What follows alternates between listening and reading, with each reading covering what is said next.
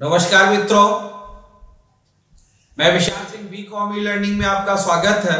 आज हम business environment के नेक्स्ट चैप्टर, ये बहुत इंपॉर्टेंट है कि balance of payment and balance of the trade, causes and suggestion. क्या कारण है कि हमारे यहाँ डेफिसिट फाइनेंस अधिक होती है, उन विषय में हमें जानना जरूरी है। और फिर कौन से हम सुझाव उसमें आपको दिए बताए जाएंगे कि जिससे हम अपने ट्रेड डेफिसिट घाटे को कम कर सके। फर्स्ट आपको कहना है import of the machinery. Import of the, Bharat developing country होने के नाते हैवी इंडस्ट्री की फैक्ट्री तो आप लगा सकते हैं, लेकिन फैक्ट्री में यूज होने वाले इक्विपमेंट, पार्ट एंड मशीनरी आपको डिलीवरी इनको फॉरेन कंट्री से ही लेनी पड़ेगी। तो ड्यूरिंग दी कंडीशन, जैसे first industrial part of the year मैंने बताया था कि हैवी इंडस्ट्री लगा, तो ये पार्ट इनकी बहुत कास्ट पड़ती है, ये फॉरेन कंट्री से आते हैं, इनको इंपोर्ट करना होता है। तो ये आपके लिए एक मेन कारण काजेज के रूप में आते हैं। नेक्स्ट है import of the war of the equipments. युद्ध की स्थिति में भारत में इस समय रक्षा बजट आपका सिक्योरिटी के संबंधित लाखों करोड़ों रुपए में जा रहा है। आज आप पाकिस्तान के साथ ही युद्ध की स्थिति में थे, अब तो युद्ध की स्थिति आपकी चाइना की इसके साथ चल रही है। आप चाइना के साथ अपने आप को डेवलपमेंट कर रहे हैं, आप अपनी मिलिट्री को उतनी बढ़ा रहे हैं, आप अपने यहां राफेल जैसे हथियार खरीद रहे हैं। तो अब ऐसे इक्विपमेंट खरीदने के लिए मैक्सिमम पेमेंट इंडिया से बाहर जा रही है।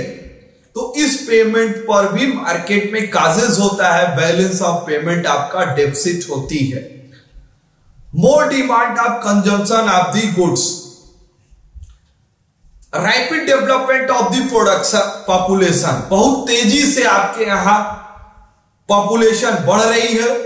जब पॉपुलेशन बढ़ रही है तो मार्केट में डिमांड बढ़ रही है, बाइक है, कार है, तो क्रूड ऑयल्स आपकी डिमांड बढ़ रही है, टी है, कॉफी है, जो आपके यहां प्रोडक्शन नहीं भी होती। पॉपुलेशन बढ़ रही है, domestic and non domestic item की डिमांड्स बढ़ रही है। अब इस डिमांड के लिए आपको इंपोर्ट करना पड़ता है, बाहर से ज्यादा माल मंगाने पड़ते हैं, अपने देश में बैलेंस को पूरा करना पड़ता है। तो जिस कारण से आपका deficit finance, deficit balance of the trade and payment बनती है। Price disequilibrium, there has been the different domestic price and the price goods domestic price increase more the increase by foreign goods। कुछ ऐसी condition है कि foreign कंट्रियों के माल में cost अधिक आती है, तो हम फॉरेन कंट्री के माल को यूज करते हैं। जैसे चाइना हर सस्ता माल भारत में देके पटा हुआ, तो इंपोर्ट ऑफ गुड्स हम ज्यादा यूज करते हैं। और जब हम इंपोर्ट ऑफ गुड्स ज्यादा यूज करेंगे तो पेमेंट हमें देनी पड़ेगी। इस संबंध में सरकार ने बड़ा सराहनीय कार्य किया है। जो ऐसे या सामान चाइना से आते हैं ऊपर टैक्स लगा दिया कि उनकी भी कास्ट अधिक हो। आप लोकल का वोकल बनिए, अपने देश का सामान का यूज करिए, क्योंकि इससे आपका balance of payment minus deficit finance में जाती है।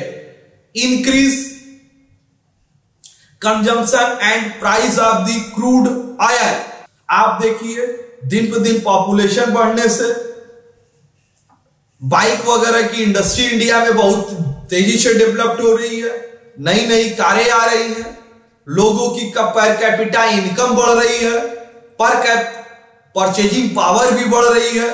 पहले लोग अकेले रहते थे, साइकिल से चलते थे, अब एक व्यक्ति, उसको बाइक भी चाहिए तो उसको कार भी चाहिए, तो चलेगी किससे? पेट्रोल से। तो पेट्रोल तो इंडिया में प्रोडक्शन होता नहीं, उसके लिए उन्हें फॉरेन कंट्री से मंगाना पड़ेगा। Next, payment of the interest on the foreign debts. Foreign debts India में बहुत माइनस में जा रहा है, बहुत तेजी से बढ़ रही है। इंफ्रास्ट्रक्चर डेवलपमेंट के लिए एंड अदर डेवलपमेंट के लिए आपको पेमेंट के लिए जो भी पेमेंट लोन के रूप में लेते हैं उन्हें इंटरेस्ट के रूप में या अमाउंट को पार्ट टाइम पार्ट भुगतान करना पड़ता है। जैसे 2008-9 में भारत का कुल डेफिसिट फाइनेंस इन दी 11,42,618 करोड़ रुपीस थी। इंटरेस्ट पेड 50,275 करोड़ रुपीस आपको इंटरेस्ट देना पड़ा। This is the deficit finance. ये काजेज है, कारण है कि आपका बैलेंस ऑफ द पेमेंट खराब होती जाती है।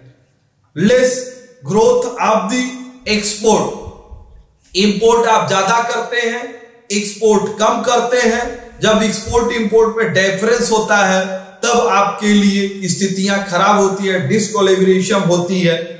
Export promotion scheme are the still import, आयात अधिक होती है, निर्यात कम होती है। एक टाइम में आपके लिए इंपोर्ट एक्सपोर्ट 28.9 थी तो इंपोर्टेड आपके लिए 35.4, एक मैक्सिमम डिफरेंस 7 पॉइंट से भी अधिक आपका डिफरेंस चला। गल्फ वार आप जानते ही हैं, क्रूड साइल आपको चाहिए, इसके लिए आपको अरब कंट्री में हमेशा कुछ न कुछ मामला, कभी इराक का कुवैत के साथ, अब तो वो काफी शांति है। फिर बीच में सीरिया की स्थिति खराब हुई थी, फिर इस समय टर्की का मैटर चल रहा है। तो ये क्रूड ऑयल की कंट्रियां आपस में कुछ न कुछ करती रहती हैं, जिससे इनके हमारे ऑयल्स की रेट में प्रति बैरल हमेशा उतार चढ़ाव रहता है, जो हमारी इकोनॉमिक डेफिसिट फाइनेंस पे बुरा असर पड़ता है। पॉपुलेशन एक्सप्लोशन, मैंने बार बार rapid growth in the population, बहुत तेजी से भारत का 130 करोड़ इन योर पॉपुलेशन, तो export minimum, import item maximum आपको करनी पड़ रही है, कि जिससे आपका बिजनेस आप लोगों को, सभी व्यक्तियों तक सभी सुविधाओं को पहुंचा सके। नेक्स्ट है आपके लिए suggestion to correction disequilibrium of the balance of the payment. Balance of payment को हम सुझाव देना चाहेंगे आपको कि कहां पे किया जाए कि हम उसको बराबर करने का प्रयास करें, कि आपके कंट्री में घाटे कम से कम हो सके। First, promotion of the export. जिन भी व्यापार आपका मार्केट में फॉरेन कंट्री में एक्सपोर्ट कर रहे हैं, उनको ज्यादा से ज्यादा नेशनल लेवल, इंटरनेशनल लेवल पे एडवर्टीजमेंट करें, उन कंपनियों को फैसिलिटीज दें कि जिससे वो एक्सपोर्ट करें। इसके संबंध में उन्हें टैक्स के संबंध में provide of the raw material, transport facility, reducing price and other facility to credit facility provide in the government. Next, increase the production. जिन सामान का आप फॉरेन कंट्री पे डिपेंड है, प्रयास करें कि वो इंडिया में ही प्रोडक्शन हो और इंपोर्टेड हम आइटम कम से कम मंगाएं, उनकी कंजम्पशन हम अपने यहां पूरी कर लें। Agriculture industry in the development in increase, jute, tea, coffee, great development in India. Production 5 year in the plant, cement, iron, fertiliser, steel and sugar. ऐसी कंपनियों का डिपेंड्स करे कि इंपोर्ट हमें कम हो। Trade agreement, more than the agreement should be the other country promote foreign trade export member WTO 152 members। आज की date में वर्ल्ड ट्रेड ऑर्गेनाइजेशन में 152 कंट्रीज हैं। तो आप जिन आइटम को इंपोर्ट कर रहे हैं, वर्ल्ड ट्रेड के माध्यम से आप उस कंट्री से बात करके उस फैक्ट्री को ही अपने यहाँ इस्टेब्लिशमेंट करने के लिए इंडस्ट्रियल एरिया दीजिए, उन्हें ऑफर दीजिए, वो कंपनी ही इंडिया आ जाए और आपको एम्प्लॉयमेंट भी मिलेगा, प्रोडक्शन भी होगी और इंडिया का बिजनेस डेवलपमेंट होगा। Encourage of the foreign investment, liberal policy of the India 1922 में लिबरल पॉलिसी दी गई, जिसमें यह स्पष्ट किया गया कि फॉरेन कंट्रियां इंडिया में आके बिजनेस कर सकती हैं। Foreign India and the MNC encourage of the capital in India in the special facility provide attract the foreign capital in foreign exchange, increase of the production, export of the goods।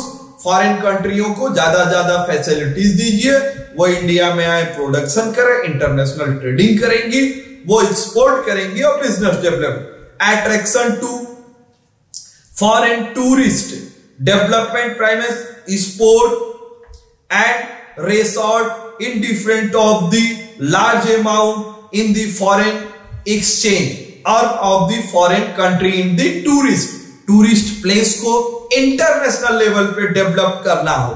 जैसे मैं आपको बताना चाहूंगा, एक country आपको example देना चाहूं, UAE, United State of Emirates, Kuwait, ये सब ऐसे कंट्रीज हैं कि इन्होंने अपने आप को टूरिस्ट प्लेस पर इंटरनेशनल लेवल पे इतना डेवलप्ड किया है कि ये अपनी इनकम का 20 से 50% तक पैसा टूरिस्ट से अपने आप, इस संबंध में इंडिया गवर्नमेंट भी काफी वर्क कर रही है।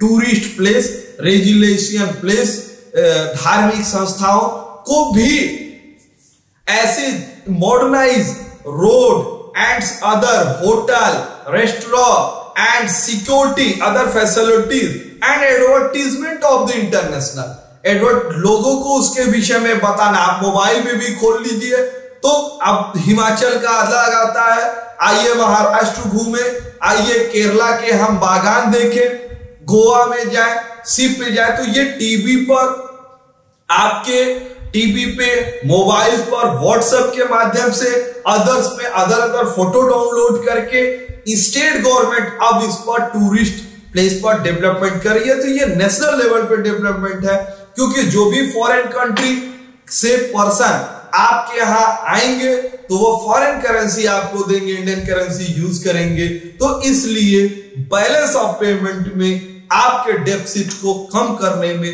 काफी सहायता प्रदान करेगी। Devaluation of the Indian currency, Indian currency की वैल्यू कम होती है, ये भी डेफिसिट फाइनेंस में बहुत नुकसान है। हम इस पर गवर्नमेंट से अलग सजेशन देती है, इस पर कहा जाता है कि ऐसी कि हम अपनी वैल्यू की कीमत बढ़ा सके। In the lower value of the domestic currency term of the foreign card, devaluation exchange currency में reducing of the government. Next आप है restriction of the non-essential import. Another in the of the measure BOP, balance of the payment restriction import likes of the luxury goods, industrial goods, non-domestic FMCG. Luxury goods FMCG जो भी maximum महंगे सामान है import पर भारत को घटे होते हैं, तो उस पर टैक्स अधिक से अधिक लगाकर प्रयास करता है कि वो इंपोर्ट कम हो, क्योंकि आपके डेफिसिट पर कंट्रोल किया जा सके। Import of the substitution, option ढूंढना कि उसके अलावा आप दूसरा यूज करिए कि जिससे वो डाइफाइड आपका डेफिसिट कम। Import substitution help correct adverse balance of the payment, it means total और partial replacement of an imported product with the domestic product. The main object imported became self-dependent of the economics. Bharat सरकार ने ही, आपके प्रधानमंत्री जी ने ही कहा है local का vocal बनिए, ज्यादा से ज्यादा सामान अपने देश का यूज करिए, चाइना का तो कतई मत यूज करिए, वो पीछे खंजर के समान है, क्योंकि वो डायरेक्ट में तो आपको सस्ता जरूर दिखेगा, इनडायरेक्ट में लॉन्ग टर्म पर वो पूरे भारत के लिए हर तरह से, सामने से, पीछे से, वर्क की कंडीशन से, इकोनॉमिक कंडीशन से, हेल्थ की कंडीशन से, कोरोना को देख ही रहे हैं, ये सब संबंध से आपको हर तरह से नुकसान पहुंचाने का काम। आज आपने मेरे बैलेंस ऑफ पेमेंट के ये पूरे टॉपिक को देखा, इसके संबंध में मैंने balance of payment, balance of trade, difference between balance of the payment and balance of the trade को बताया, कॉजेज बताए, इसमें डेफिसिट के क्या क्या कारण है, सजेशन भी दिया कि इनको आप दूर करिए। इसका बिजनेस एनवायरनमेंट के नेक्स्ट चैप्टर अब मेरा मनी के संबंध में रहेगी, तो इसको नेक्स्ट वीडियो में आप देख सकते हैं। हेल्थ इज वेल्थ, आप अपना स्वास्थ्य बनाए रखिए। आपसे विनम्र अनुरोध है, आप अपने इस चैनल को लाइक, सब्सक्राइब एंड शेयर करिए, कि ज्यादा से ज्यादा लोग इसके विषय में जानकारी प्राप्त कर सके। धन्यवाद।